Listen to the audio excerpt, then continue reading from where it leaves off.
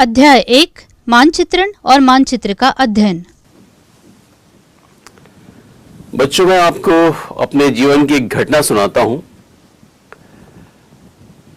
काफी दिन पहले मेरे पास मेरे दोस्त की एक चिट्ठी आई। काफी पुरानी घटना है। उस समय मोबाइल फोन नहीं हुआ करते थे और लोग अपनी बातचीत चिट्ठियों के माध्यम से ही किया करते थे।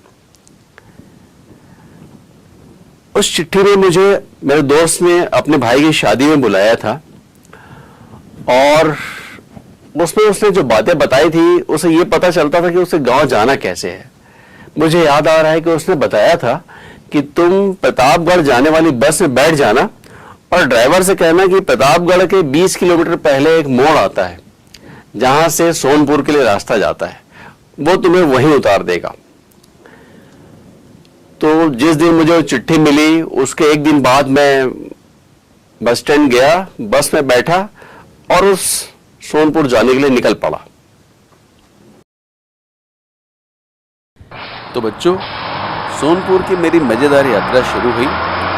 रास्ते के दोनों ओर बड़ा ही मनोरम दृश्य था। मैं ड्राइवर के पास वाले सीट पर ही बैठा था और उनसे मैंने कह दिया था कि प्रतापगढ़ के 20 किलोमीटर पहले जो चौक पड़ता है जहाँ से सोनपुर के लिए रास्ता जाता है, आप मुझे वहाँ उतार दीजिएगा। थोड़ी देर के बाद बस उस मोड़ के पास पहुँची।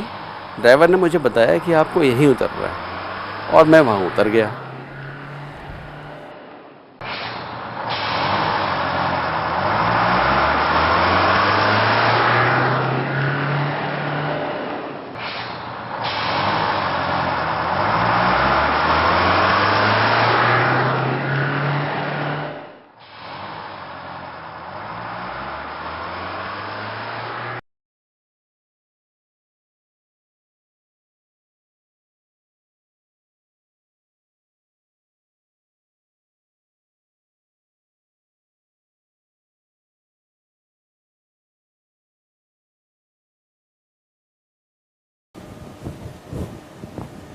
अरे, सड़क के तो दोनों तरफ रास्ते हैं।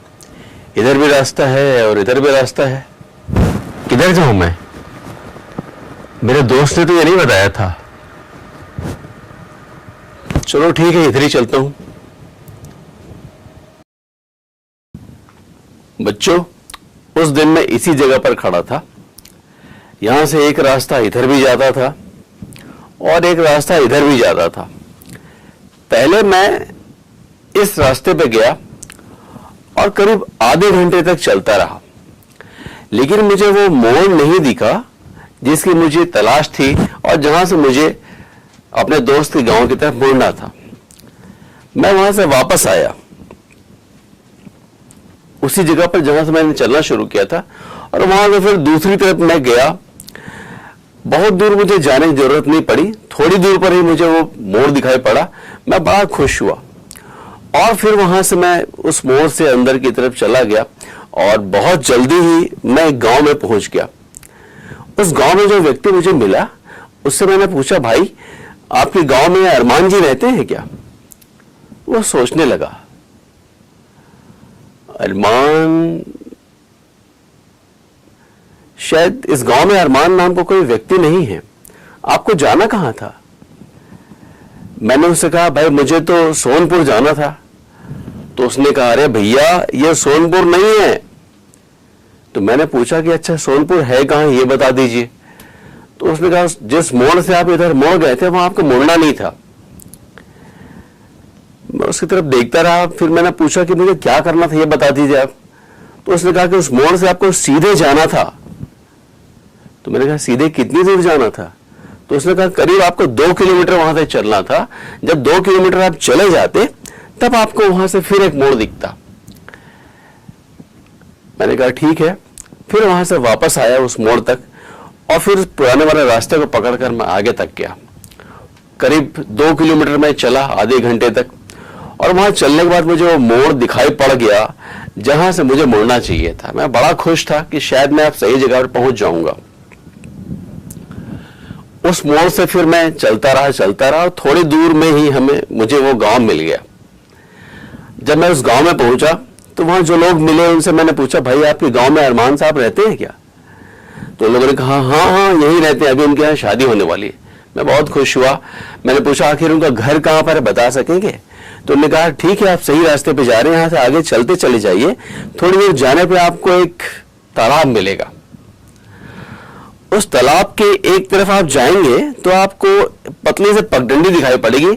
अब उस पगडंडी से सीधे चले जाइए और तब तक जाइए जब तक आपको एक नीम का बड़ा झाड़ ना दिखाई पड़ जाए। नीम के झाड़ के पास ही अरमान साहब का घर है। मैं बहुत खुश हुआ और जैसा कि उन लोगों ने मुझे बताया था उसके हिसाब से मैं चलता गया। मुझे गली भी मिली और गली जहां खत्म हो रही थी वहां पर तालाब भी मिला। तालाब के एक तरफ रास्ता दिखाई पड़ा, पगडंडी सी दिखाई पड़ी। मैं चलता गया, नीम के पेड़ के पास पहुंच गया और वहां देखा कि शादी का माहौल था। मैं समझ गया यही मेरे दोस्त का घर है। बच्चों, ये तो उस दिन की मेरे पहुंचने की कहानी हुई। वहां से लौटने पर मुझे लगा कि अगर मैं किसी को उसके घर जाने के बारे में अगर बताता तो कैसे बताता। तो मुझे लगा मुझे 2-3 चीजों का जिक्र जरूर करना चाहिए। जैसे पहला कि मैं अगर बस से उतरा तो मुझे ये बताना चाहिए कि मुझे किस दिशा में जाना है। तो पहली बात जो मुझे समझ में आई वो ये थी कि मेरी जानकारियों में दिशा जरूर होनी चाहिए। इसके अलावा एक बात और थी, केवल दिशा ही पर्याप्त नहीं थी। दिशा के साथ साथ शायद इस बात की भी जरूरत है कि हम ये बात करें कि आखिर उस दिशा में चलना कितनी दूर है। तो ये दूसरी जरूरी बात भी शायद मैं जरूर शामिल करता। और एक चीज और जो मुझे नजर आई वो ये थी कि रास्ते में चलते हुए मुझे जो जो चीजें नजर आती हैं, मंदिर दिखते हैं, तालाब दिखते हैं, पुल दिखता है, तो उनका भी जिक्र मुझे करना चाहिए। तो अगर इन चीजों का इस्तेमाल करते हुए मैं नक्शा बनाऊं तो शायद उस नक्शे पर चलते हुए कोई व्यक्ति सही जगह पर पहुंच जाएगा। तो फिर मैंने नक्शा बनाया और वो नक्शा मैं आपको थोड़ी देर के बाद दिखाऊंगा।